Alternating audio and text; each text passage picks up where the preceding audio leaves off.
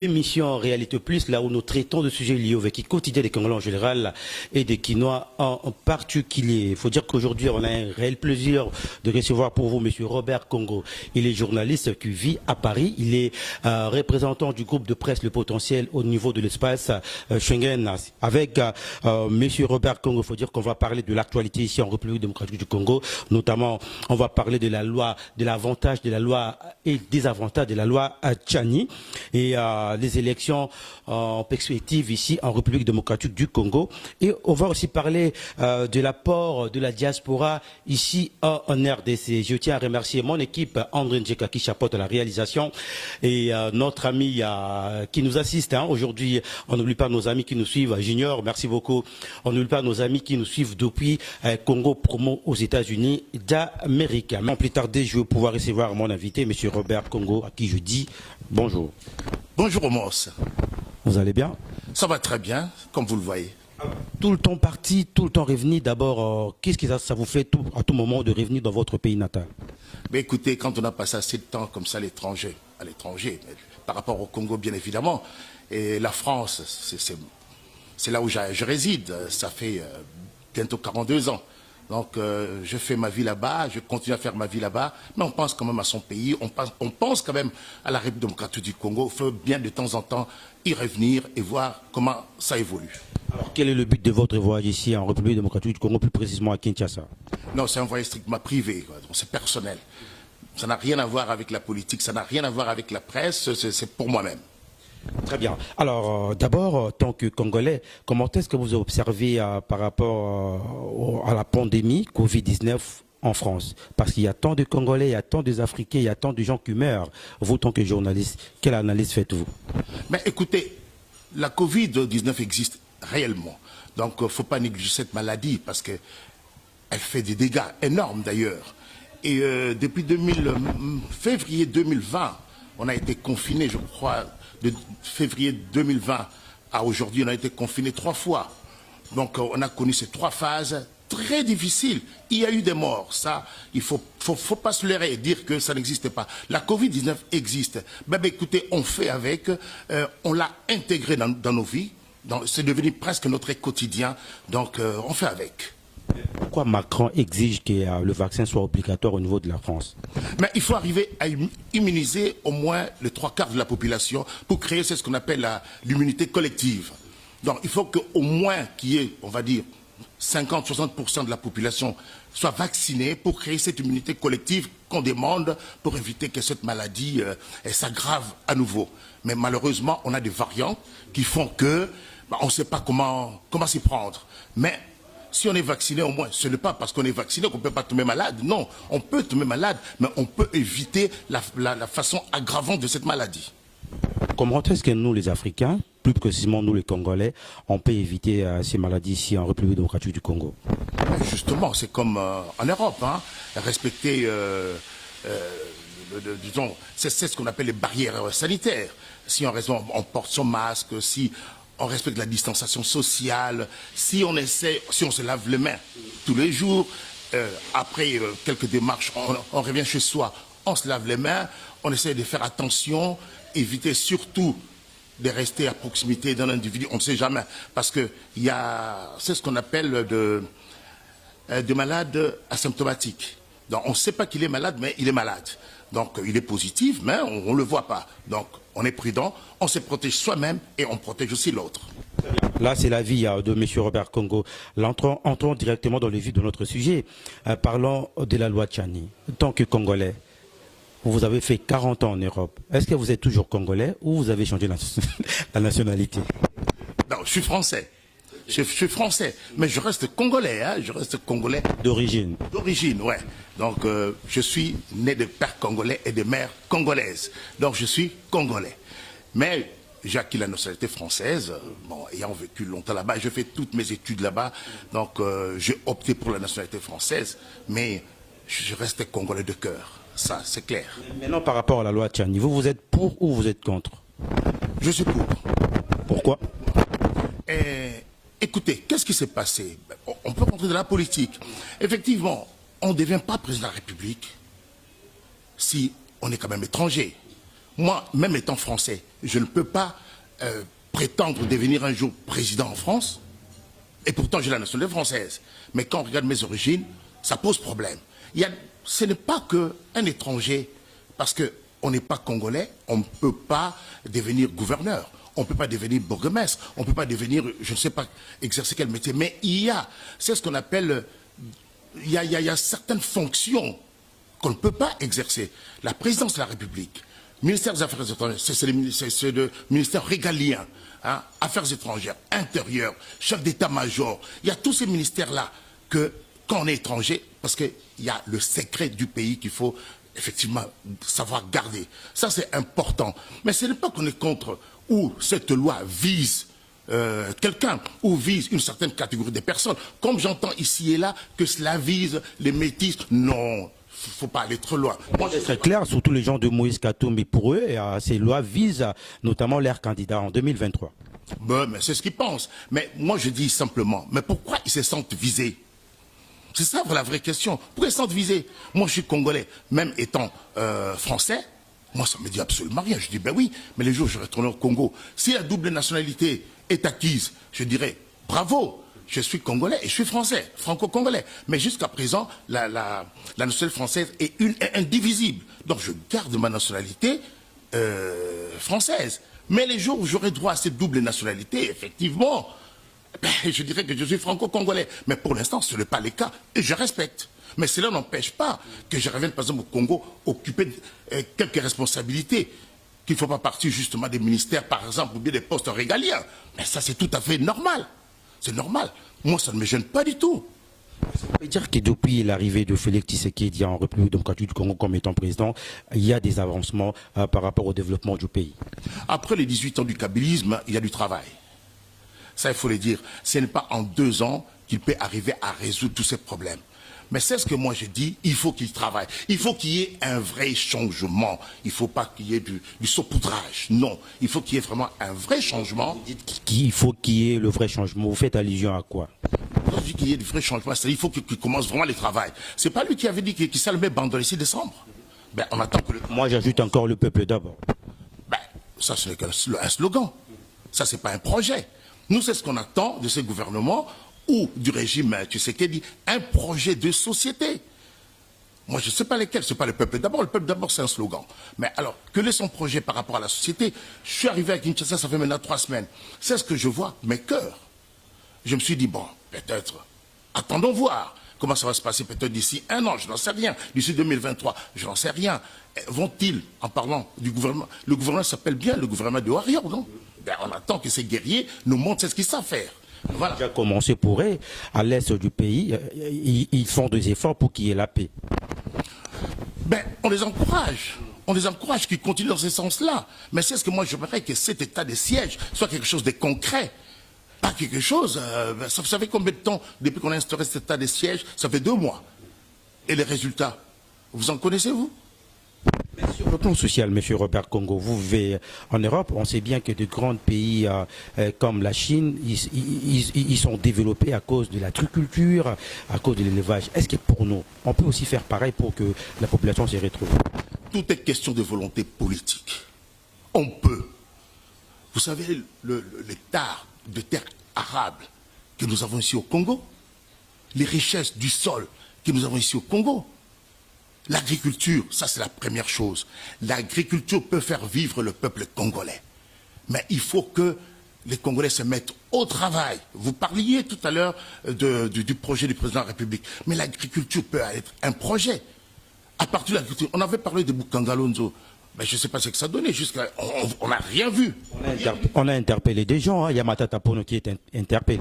Voilà, justement. Parce qu'on a attendu le résultat. Il n'y a pas de résultat. Mais moi, je pense que en travaillant fort, en travaillant l'agriculture, en travaillant d'autres choses, en essayant un peu de mobiliser la population, à faire comprendre, à éduquer cette population. Moi, c'est ça le mot. Il faut éduquer cette population, lui montrer, c'est ce qu'il faudrait qu'il fasse, qu'elle fasse la population, c'est ce qu'il faudrait qu'elle fasse pour sortir justement du bourbier dans lequel elle se trouve. Parce qu'il ne faut pas se leurrer, il ne faut pas tromper le peuple congolais. Le pays va mal.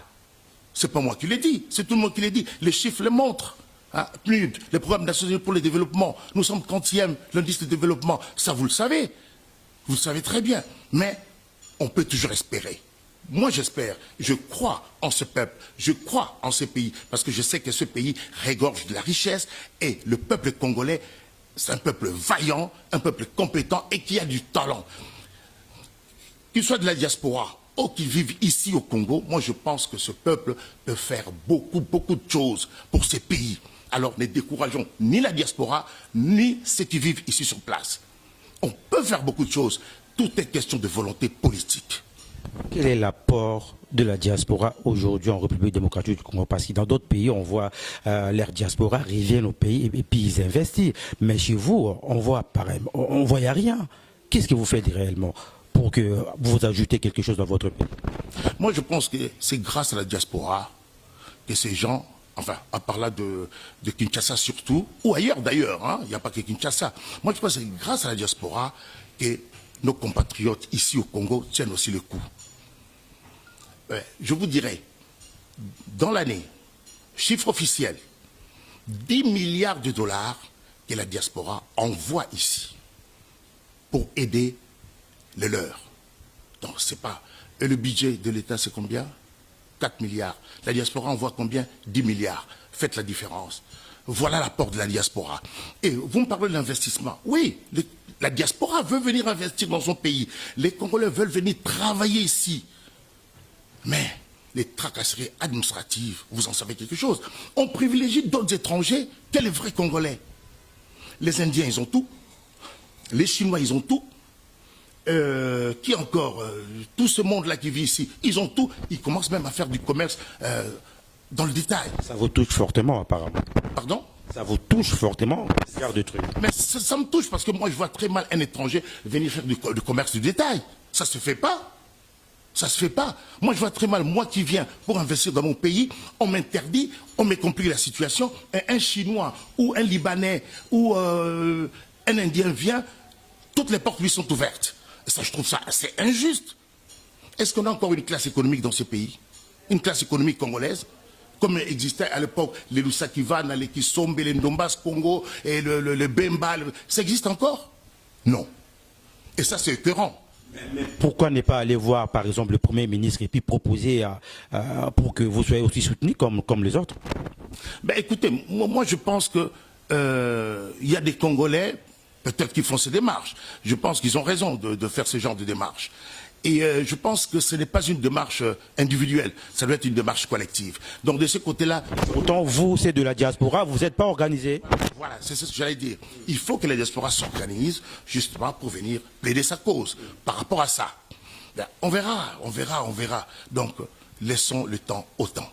Laissons le temps au temps. Alors, par rapport à tout ce qui se passe maintenant à la CENI, vous, tant que Congolais d'origine, vous avez un mot à émettre par rapport à tout ce qui se passe, parce qu'on devait normalement élire quelqu'un pour diriger la CENI, mais jusque-là, on n'y voit rien. Et puis, il y a tant de problèmes qui sortent là-dedans. Mais moi, je ne comprends pas. Normalement, la CENI devait être indépendante. Comme il est dit. La Commission électorale nationale indépendante. Mais quand je vois les religieux, quand je vois les politiques, et quand je vois des gens s'y mêler, je ne sais pas comment ça se passe vraiment. Je ne sais pas les dessous des cartes. Qui est-ce qu'on veut mettre justement comme président de la CENI? Mystère, je ne sais pas. C'était Kadima, les autres ne veulent pas de Kadima. C'était tel, les autres ne veulent pas Malone à l'époque. C'est pas lui. Alors, qui est-ce qui va choisir le président? Est-ce qu'il faut passer au vote? Peut-être, je n'en sais rien. Il y a d'autres qui disent que le catholique et les CC sont manipulés par les politiciens. Vous partagez le même avis que les gens qui disent cela? Tout le monde est manipulé par tout le monde. Ah bon? Comme qui? Ben, vous l'avez dit. Vous l'avez dit. Parce que tout le monde veut tirer le rideau de son côté. Tout le monde veut avoir le poste. Tout le monde veut que son homme devienne président de la CENI. Donc on ne sait pas ce qui se passe justement. C'est pourquoi je vous disais tout à l'heure, on ne connaît pas les dessous des cartes. Mais je sais que de la manipulation politique, oui, ça existe. Quel peut être le profil d'un bon président de la CENI, selon vous?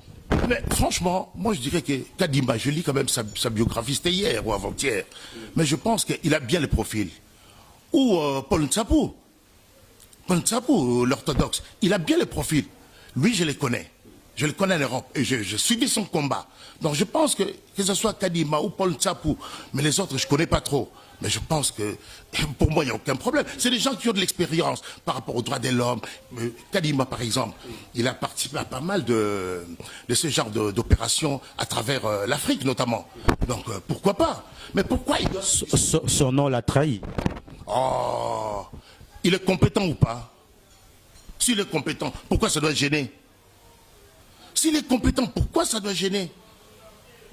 D'autres qui disent, mais pourquoi tout le temps les gens du Kassai, et pourtant il y a beaucoup de provinces qui sont en RDC. Ne rentrons pas dans ce genre de débat. Non, moi c'est ce qui m'intéresse, c'est la compétence de la personne. Même si ça peut gêner, c'est vrai. Parce qu'on dit à la Cour constitutionnelle, il y a toujours quelqu'un du Kassai, dans ceci, quelqu'un du Kassai, dans l'autre, quelqu'un du Kassai. Mais est-ce que ces gens sont compétents ou pas? S'ils sont compétents. Mais on a vu aussi à l'époque de Kabila, il y avait que les gens de... Katanga. Voilà. Mais ça n'a pas gêné. On avait Ngoï Mulunda, on avait Corneille Nanga, et puis Abbé Malumalu. Ça n'a gêné personne.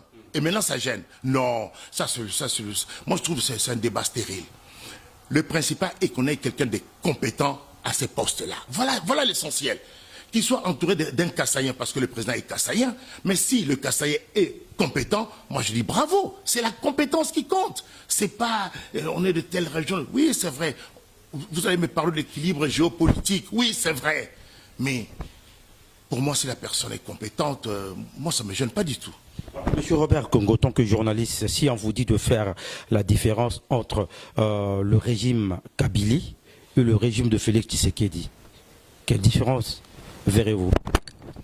Et à quel niveau justement? Du développement du Congo, parce qu'aujourd'hui il y a la population qui continue à croupir dans la misère, il y a la population qui souffre. Vous, tant que spécialiste, tant que journaliste, quelle analyse faites-vous par rapport à tout ça? Écoutez, on le sait, tout le monde le sait, c'est pas moi qui le dis, que les 18 ans du kabylisme a fait reculer les pays. Quoi? En tout, parce que c'est un régime que je n'applaudis pas. Les Congos a même les étrangers en France le disent. Que devenu le Congo? Pourquoi vous en êtes arrivé là? Tout le monde le dit. C'est le 18 ans. Tu sais qu'il ça fait 2 ans il est là. Peut-être c'est un peu tôt de les juger parce que avec sa coalition FCC Cash et puis bon le 6 décembre son discours, le gouvernement des Warriors. Attendons peut-être voir d'ici décembre ou en début de l'année prochaine. On va commencer maintenant, par rapport à son gouvernement des Warriors, par rapport à ses guerriers, on va commencer à les juger. Parce que le 6 décembre, qu'est-ce qu'il nous avait dit? Qu'il Salomé Banda. Bon, peut-être que le travail a commencé. Bon, on ne va pas le juger 2-3 mois après. Attendons voir. Ne soyons pas pressés. De toute façon, en 2023, il y a un bilan qui va être tiré. Et le peuple va juger, va dire qu'il a bien travaillé sur tel ou tel plan ou il n'a pas bien travaillé. Mais moi, je pense que c'est tôt, parce que là, il nous dit maintenant, il a les mains libres. Hein? Il a les mains libres. Qui a dit ça? Félix? Maintenant, il peut gouverner, il a son gouvernement, il a la majorité. C'est lui qui a comment ça s'appelle, sa coalition au Parlement. Là. Il a maintenant la majorité, c'est ce qu'il voulait. Bon, on espère maintenant qu'il va faire du bon travail. Tout ce que nous lui souhaitons, qu'il fasse du bon travail, pas pour lui, mais pour le peuple congolais et pour les Congos. C'est ce qui compte, ce n'est pas Félix Tshisekedi, c'est le peuple congolais et les Congos. Il faut que ce pays avance. D'ici 2023, s'il y a des avancées, s'il y a un progrès, s'il y a une évolution, nous allons applaudir. Mais si tel n'est pas le cas, le peuple jugera. À l'époque de M. Kabila avait dit il lui manque 15 personnes pour développer le Congo. Aujourd'hui, Tshisekedi vient, il avait aussi déclaré presque le même parole qu'avait dit à Kabila à l'époque. Je ne vois pas qu'ils ont presque la même idéologie. Et qu'est-ce qui choisit ses collaborateurs? Qu'est-ce qui choisit ses collaborateurs? Mais c'est lui. Ben, il n'a qu'à s'en prendre lui-même.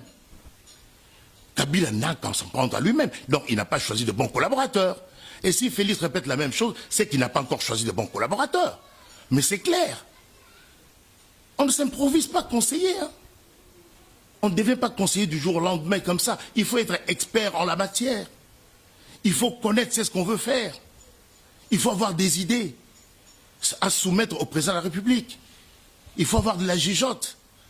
Est-ce que ces collaborateurs qui choisissent sont-ils compétents? On va encore revenir sur le mot compétence. Ont-ils de la compétence? Évidemment dans leur domaine. Ah, je ne sais pas, je ne les connais pas. Je sais simplement que c'est des gens qui ont longtemps vécu en Europe, qui sont là à la présidence de la République. À part ça. On peut dire que la diaspora échoue derrière le président de la République. Ah non, la diaspora n'a pas échoué. À moi, personnellement, je n'ai pas échoué. Ah non, ah non. Ce sont ces collaborateurs qui sont en train d'échouer, peut-être, mais pas. Attends, dans la diaspora, il y a des gens compétents, qui ont du talent. Il y a des jeunes. Il y a des jeunes, il y a beaucoup de monde. Non, c'est si la diaspora a échoué, non. Ce sont ses collaborateurs, ceux que lui a choisis. C'est son choix.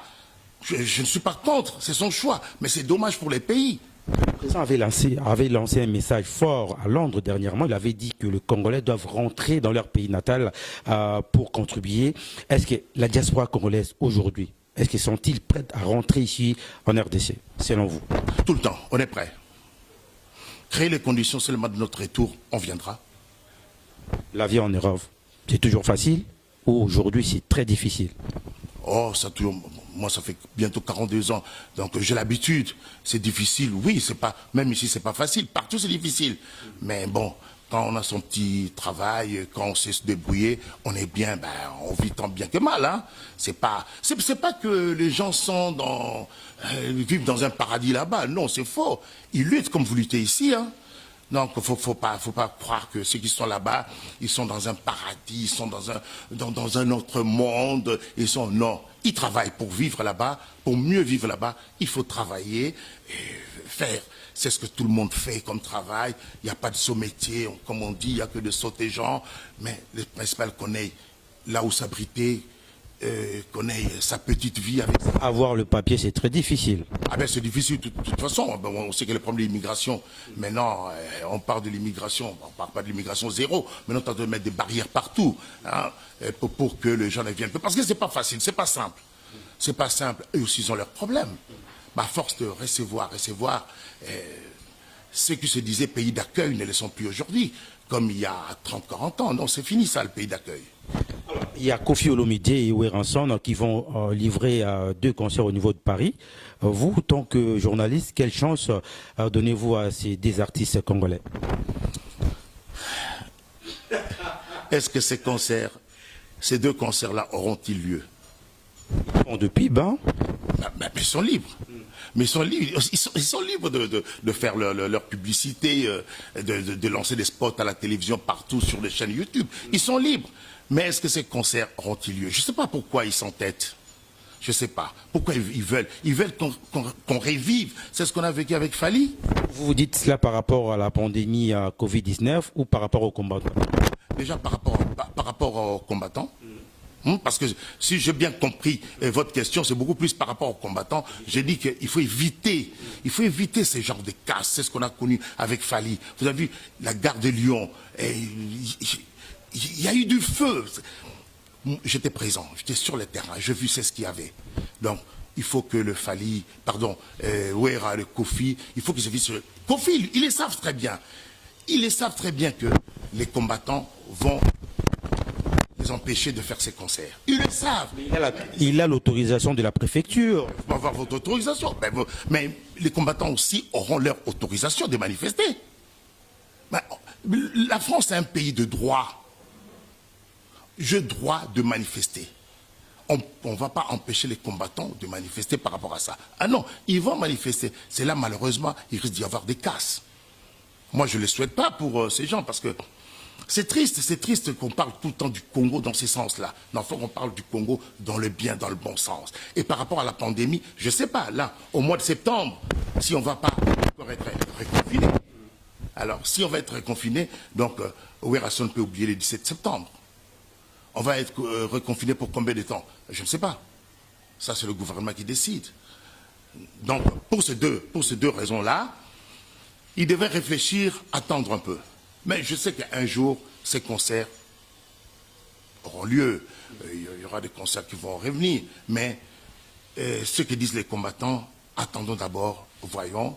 On va essayer de réfléchir, on verra dans quelle mesure on pourrait encore permettre à nos frères de venir livrer concert en Europe. Monsieur Robert Congo, vous êtes intelligent, vous êtes congolais d'origine. Comptez-vous faire la politique un jour ici dans votre pays natal? La politique, c'est le problème de tout le monde. Et le problème de tout le monde, c'est la politique. La politique, pourquoi pas? Oui, je compte m'engager un jour, oui. Devenir député, gouverneur, pourquoi pas aussi travailler ici à Kinshasa, pourquoi pas aussi travailler à la RTNC comme étant journaliste pour ajouter aussi quelque chose. Mais on verra bien, on verra bien. On verra bien, pourquoi pas. On verra. Non, il y a rien décalé pour le moment, mais il que j'y pense constamment. Oui, j'y pense. Votre dernier mot. Que vive la République démocratique du Congo et que vive le peuple congolais. Il faut surtout que ce peuple travaille et je demande aux autorités congolaises quand même de travailler pour ce peuple. Parce qu'ils sont là, c'est une mission qu'ils ont. La politique, c'est pas un métier. La politique, c'est une mission. Leur mission, c'est justement de veiller au bien-être de la population. Est-ce que le font-ils? Je ne le pense pas trop.